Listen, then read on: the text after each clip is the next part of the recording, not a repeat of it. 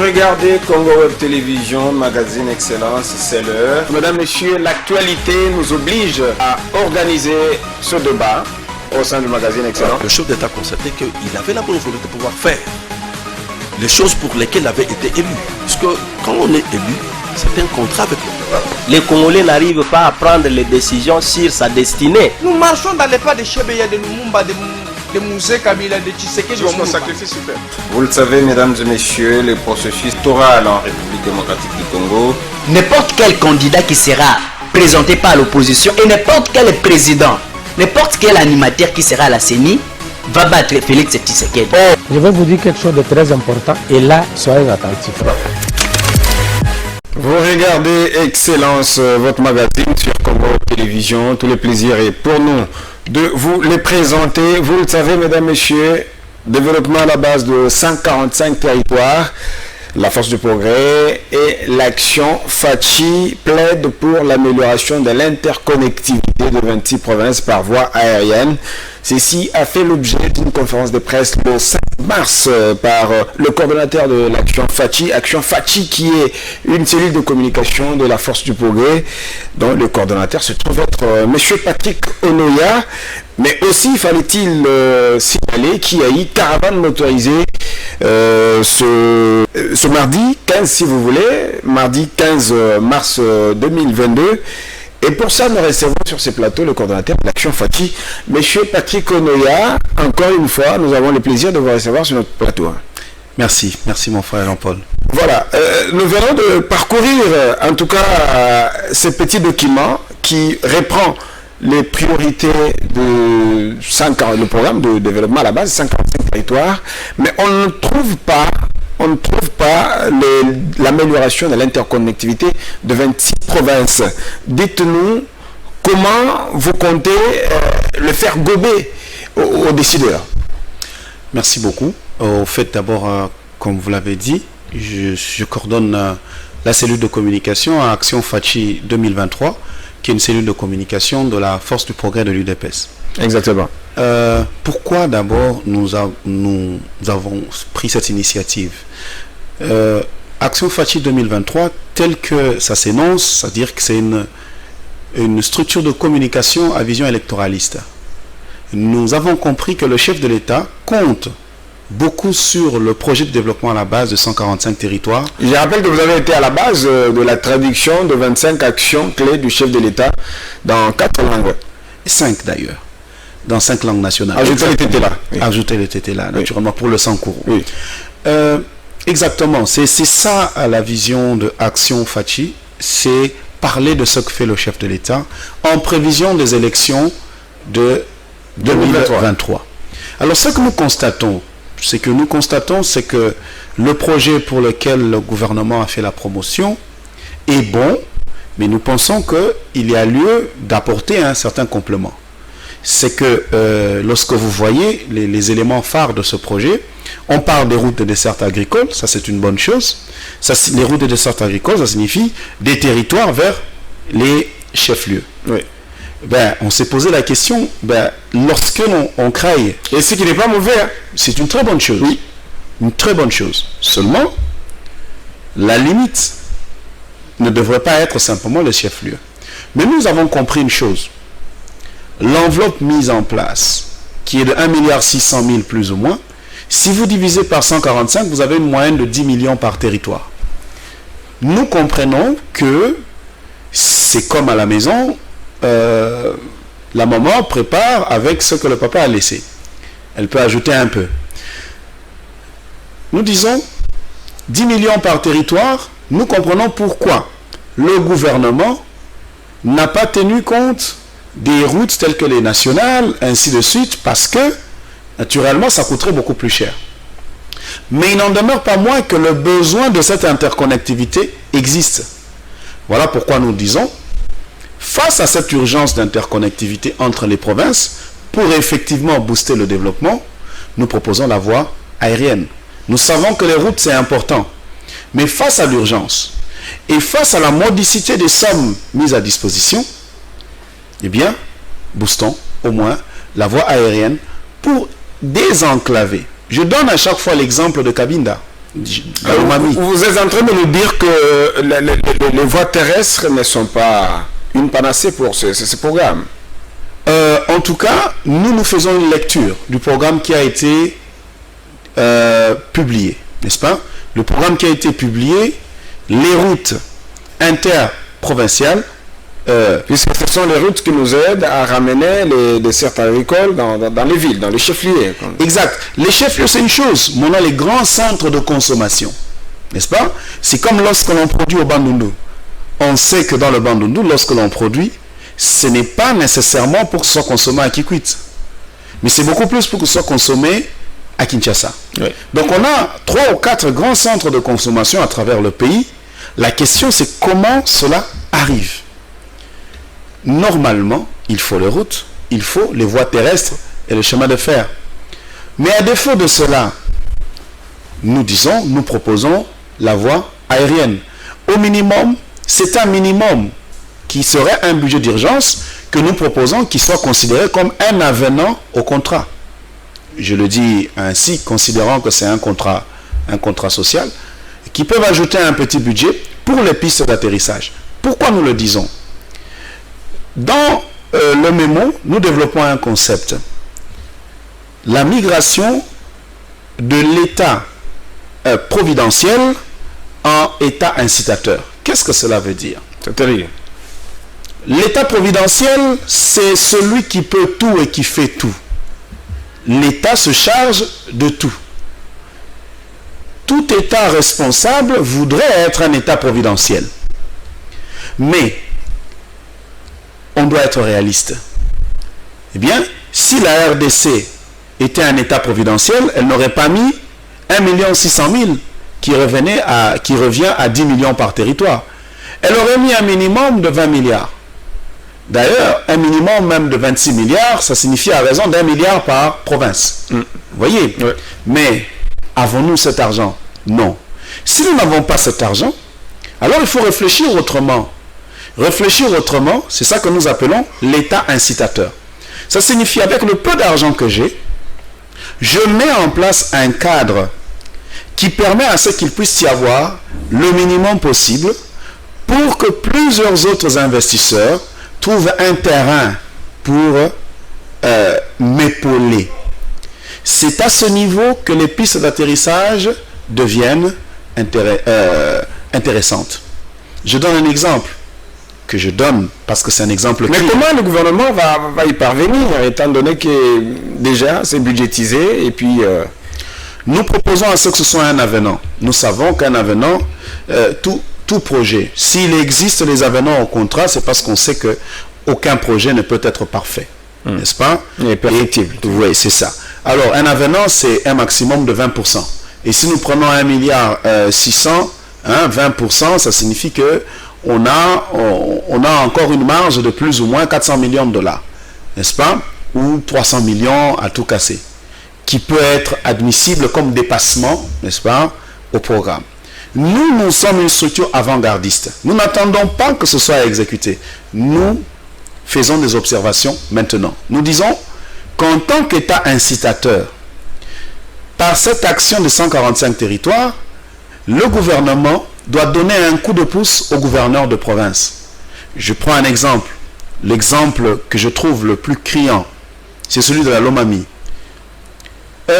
Il est reconnu mondialement que le moyen de déplacement par excellence des investisseurs, c'est l'avion. Ouais. Je parle des investisseurs à la fois locaux, à la fois internationaux. Si vous êtes de la Lomami, chez vous à Cabinda, vous avez la volonté d'aller construire, ne fût-ce que par exemple une maison, une auberge, un hôtel, quelque chose comme ça. Vous n'avez pas besoin de vous taper 2 semaines de route, n'est-ce pas? Route où d'ailleurs vous parlez des investisseurs, oui. Exact. Je parle d'abord des investisseurs locaux. C'est-à-dire qu'un natif de Cabinda, il se dit, je vais faire quelque chose chez moi. Ouais. Mais il y arrive comment? Il y arrive comment? Point d'interrogation. Donc, faciliter l'accès, l'accessibilité aux chefs-lieux de province serait quelque chose de très intéressant que le gouvernement ferait pour booster le développement des provinces. Et à ce niveau, j'ai une anecdote. J'ai une anecdote concernant Isiro. Il y a quelques années, mon cabinet de consulting à Dallas reçoit une demande d'un investisseur qui est intéressé par l'ex-province orientale. Nous faisons l'étude du projet et il était question de pouvoir aller dans le Haut-Ouélé. On fait la planification, on cherche à savoir. D'abord, il n'y a qu'un avion par semaine. Elle dit, ok, il n'y a pas de problème, je peux y aller avec mon jet privé. On dit non, au moins les Antonov peuvent atterrir sur ce type de piste. Ton jet privé là, il ne peut pas atterrir. Et du coup, vous savez qu'est-ce qui s'est passé? Qu'est-ce qui s'est passé? Le projet a été mis dans les tiroirs. Oh. Parce que l'investisseur ne conçoit pas de passer une semaine, parce que l'avion ne vient qu'une fois. Mais imaginez, ça c'est une histoire parmi tant d'autres. C'est justement la question que j'allais vous poser. Imaginons que votre demande a été rejetée, que vous êtes resté incompris. Quels sont les risques auxquels fera face ces projets du développement à la base de 145 territoires? Nous disons, le risque c'est, nous sommes une structure électoraliste. Le risque c'est un bilan mitigé. Voyez-vous déjà l'échec dans ça sans l'amélioration de l'interconnectivité par voie aérienne? Absolument, absolument. Nous disons que l'idéal serait par voie terrestre. Oui, c'est justement face à la mendicité de somme, nous sommes en train de dire, nous voulons et nous souhaitons que l'État se comporte en État incitateur. La grande difficulté qu'ont plusieurs gouverneurs de province, c'est l'accessibilité à leur province. Alors, en réalisant le projet de 145 territoires, nous disons, cher gouvernement, donnez un coup de pouce aux gouverneurs de province. Nous avons pris par exemple le cas de Lodja. Une étude a été faite, un sondage a été fait auprès des compagnies aériennes. Les compagnies aériennes ont dit, l'augmentation de trafic qu'il y a sur Mbujimaï et Kindu est aussi liée au fait des voyageurs qui vont à Lodja, mais par le fait que la fréquence des rotations est trop faible au niveau de Lodja, ils passent par Mbujimaï ou par Kindu pour avoir facilement un vol vers Lodja. Qu'est-ce que cela veut dire? Cela veut dire que si on asphalte la piste de Lodja et qu'on l'allonge, parce qu'elle est au moins de 1600 mètres à 2500 mètres, les compagnies admettent qu'il y a du trafic pour y aller. Et si c'est le cas pour Lodja, c'est le cas pour quelques autres, n'est-ce pas, chefs-lieux, où il y a une certaine activité économique, mais ce sont les pistes d'atterrissage qui sont en très mauvais état, qui font que pratiquement seuls les Antonov peuvent atterrir là-bas. Vous voyez, à peine ici à Kinshasa, le trafic vers le Bas-Congo, le Bas-Nounou commence à se mourir. Pourquoi? À cause du mauvais état de la piste. Dieu merci, la piste est en cours de réhabilitation et elle sera livrée d'ici le 30 juin. Au-delà de la conférence de presse qui a eu lieu le 5 mars et puis de la caravane motorisée que j'ai vue ce mardi, est-ce que vous avez eu le temps de sensibiliser les autorités compétentes? Nous sommes en fait dans une campagne. Nous appelons ça une campagne de révision, n'est-ce pas? Nous appelons de révision des priorités. Nous avons commencé par la conférence de presse, nous avons fait la caravane motorisée, où nous avons déposé un mémo. Nous vous informons que le mémo il a été déposé à l'Assemblée nationale et au Sénat. Il va être déposé à la primature, il va être déposé dans tous les ministères qui sont concernés, ça signifie transport, infrastructure, ainsi de suite.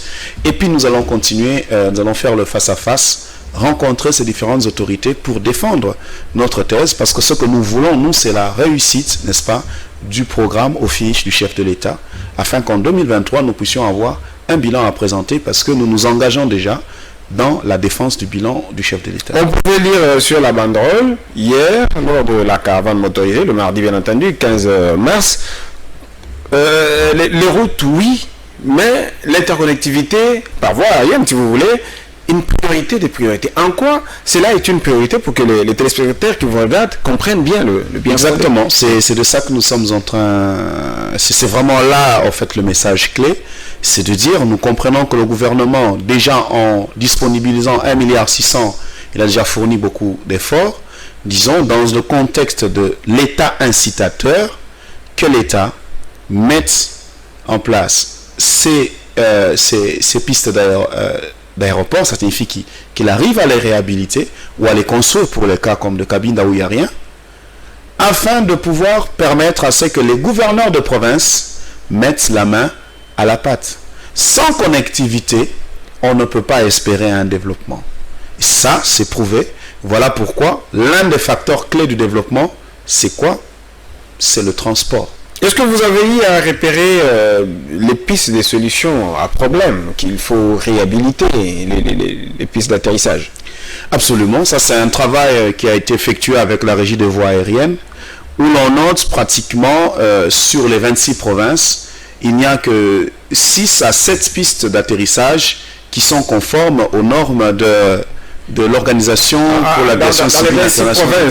Ouais. Donc il n'y a que 6 pistes d'atterrissage, et c'est là dans 6 provinces? Dans 6 provinces. Ça signifie que les 20 pistes d'atterrissage, oui, sont comme ci, comme ça, et elles méritent du travail. Elles méritent d'être travaillées sérieusement. Parmi les moins bonnes, on a c'est de Lodja, c'est de Boende, c'est de Lissala. D'ailleurs, nous sommes contents que le chef de l'État fasse sa tournée, parce qu'elle a vu le mauvais état de la piste de Chikapa par exemple. Dans le Grand Kasaï, c'est Chikapa et Lodja qui tirent la queue.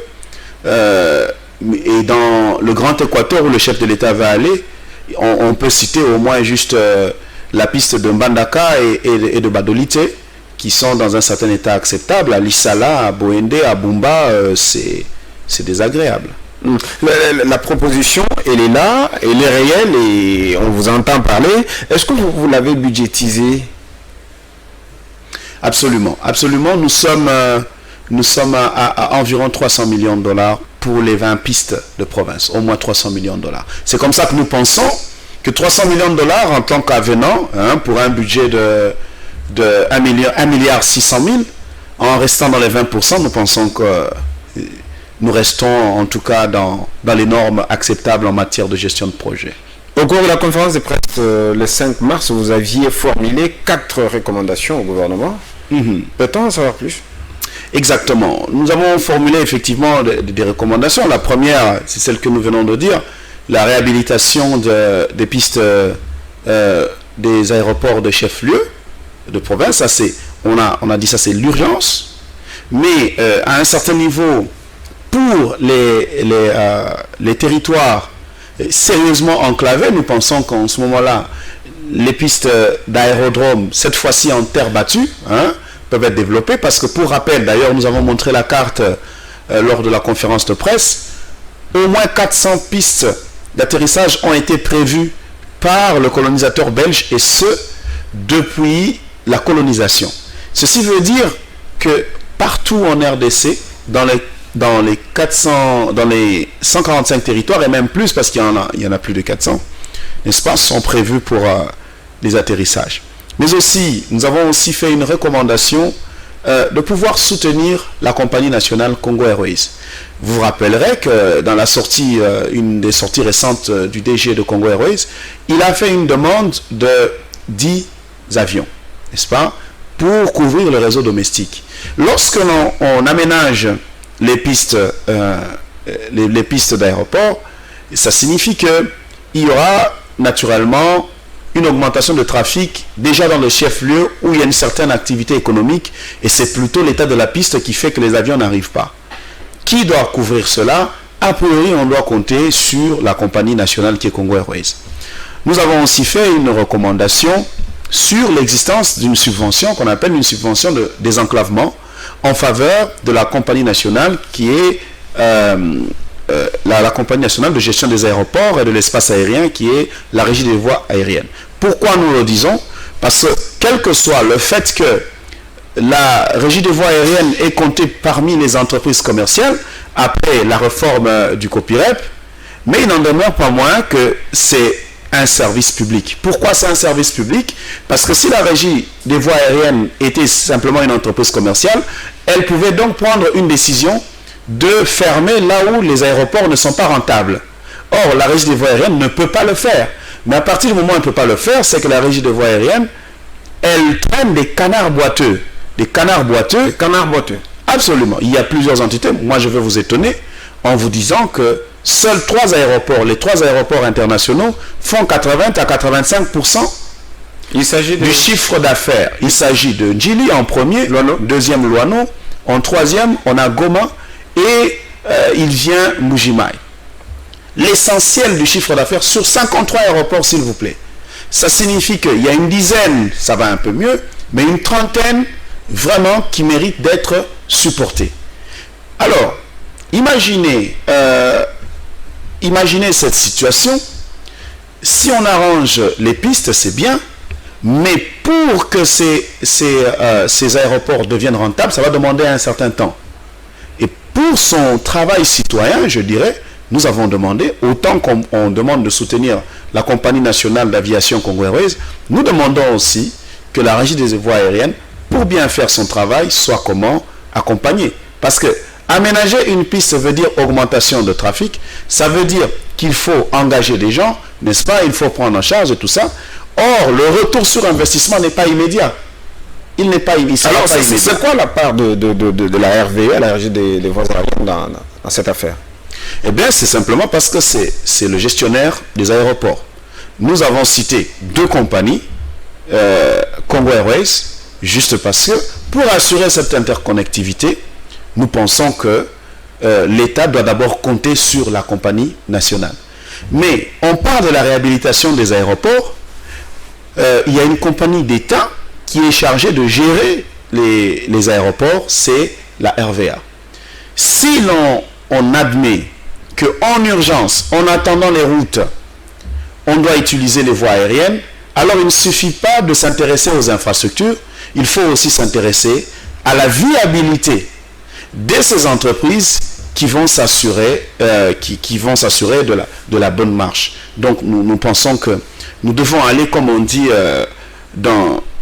nous devons voir les choses de manière holistique, donc globalisant, pour s'assurer de la bonne marche des choses. Merci beaucoup, monsieur Poloya. Je rappelle que vous êtes coordonnateur de l'Action Fachi, on va en parler tout à l'heure, et vous êtes membre de la Force du Progrès, jeune leader, comme vous aimez bien être appelé.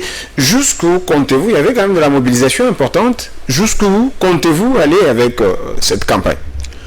Ben, nous comptons aller... vous savez, la Force du Progrès, c'est l'œil du Congo. C'est l'œil du Congo. C'est l'œil du Congo. Nous étions même l'œil d'Afrique avec le président qui était... Vous étiez l'œil d'Afrique? Nous disons nous étions parce que... Vous n'êtes plus? Nous suivons le chef de l'État. Il n'est plus président de l'Union africaine. Ah, je comprends. Parce qu'il n'est plus président de l'Union africaine. Il est quand même président de la SADC, hein? Nous sommes donc l'œil du SADC. Ok. De la SADC. Oui. Donc, nous poussons notre dernier rempart sera le chef de l'État. De faire rapport au chef de l'État, dire voilà, nous travaillons pour vous, voici ce que nous avons pensé. Voici notre réflexion, nous le faisons en prévision des élections qui arrivent. Ainsi, monsieur le chef de l'État, ça c'est notre part. Nous nous préparons à battre campagne, nous préparons donc les éléments de la campagne. Voilà. Donc, le dernier rempart de notre démarche, c'est le chef de l'État que nous allons rencontrer bientôt d'ailleurs. Qu'est-ce que vous comptez dire au chef de l'État qui n'était pas été repris dans les mots? Mais le chef de l'État vous regarde, imaginons Félix Tshisekedi qui est en train de nous regarder, puisqu'il doit rentrer au pays après son séjour médical. Absolument, c'est déjà très bientôt. Nous disons au chef de l'État qu'il peut compter sur nous. Nous travaillons, nous faisons un travail d'avant-garde. Nous observons tout ce que fait le gouvernement. Nous savons et nous avons compris qu'il compte à la fois sur la jeunesse, mais aussi il compte sur le projet des 145 territoires. Nous sonnons l'alerte actuellement parce que nous tenons à ce que ce projet soit une réussite. Et dans la suite, nous comptons de faire un déploiement. La Force du Progrès va faire un déploiement pour le suivi des activités parce que nous voulons avoir à dire. Et ça, nous allons faire encore rapport à la prochaine audience qui va nous accorder. Alors, les quelques minutes qui nous restent, je souhaite que vous nous parliez un peu de l'action Fachi 2023. C'est une ASBEL, c'est une cellule, on l'a dit tout à l'heure, une cellule de communication, mais pas de manière très éclaircie. Oui, merci beaucoup. Vous savez, la Force du Progrès est une... Et je rappelle que vous êtes coordonnateur de Absolument. Action Fachi 2023. C'est pas moi la finalité, c'est pour devenir député.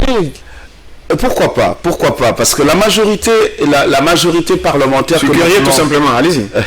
Merci. La majorité parlementaire que nous voulons avoir en 2023, c'est que nous voulons éviter au chef de l'État une situation telle que FCC cache. Encore moins une situation comme l'Union Sacrée. Vous savez que c'est un monstre, en fait, l'Union Sacrée, mais qui a été créée pour la raison de la cause. Mais l'idéal dans une démocratie, c'est que lorsqu'on gagne les élections, on a la majorité absolue. La majorité absolue des personnes qui vous êtes fidèles. Et pour ça, il faut lui créer des ASBL. Absolument, absolument. On a... Au sein même de structures ayant existé. Non. Au sein du parti. Il y a l'UDPS, la Force du Progrès est déjà une structure à part entière. Mais nous, particulièrement, ce que nous visons, c'est la promotion des jeunes leaders. C'est comme ça que vous voyez faire essentiellement cette promotion. Au sein d'Action Fachi 2023, en plus d'assurer la communication sur le chef de l'État, nous comptons faire la promotion de jeunes leaders. Nous pensons que le renouvellement de la classe politique ne doit pas être simplement conceptuel, mais il doit être aussi physique. Nous pensons qu'il y a des jeunes qui ont de la matière et suffisamment de sagesse pour pouvoir gérer. Du reste, Lumumba est passé président à combien? C'était 31 ans. J'allais dire Premier ministre à 31 ans. Mobutu, je crois que c'était 35 ans, ainsi de suite. C'est Kasavubu qui était président lorsque Lumumba était Premier ministre. Ben voilà. Oui. Et Kasavubu, tous étaient des jeunes. Cela veut dire que ce pays a été créé par des jeunes. Et la voix que nous voulons porter en 2023, au-delà de la candidature du chef de l'État en tant que président, c'est la voix des jeunes leaders. Merci beaucoup, M. Patrick Onoya, d'avoir répondu à notre invitation. J'espère que ce n'est pas la dernière fois. Vous serez prêt à répondre à nos invitations chaque fois que nous aurons besoin de vous. Nous, c'est-à-dire les téléspectateurs qui nous regardent en ces moments. Merci à vous, chers téléspectateurs, vous qui nous avez regardés pendant 30 minutes et toute l'équipe qui m'a aidé, vraiment, qui m'a facilité cette émission. J'ai hâte de vous retrouver très très prochainement pour un autre numéro du magazine Excellence. Portez-vous bien chez vous.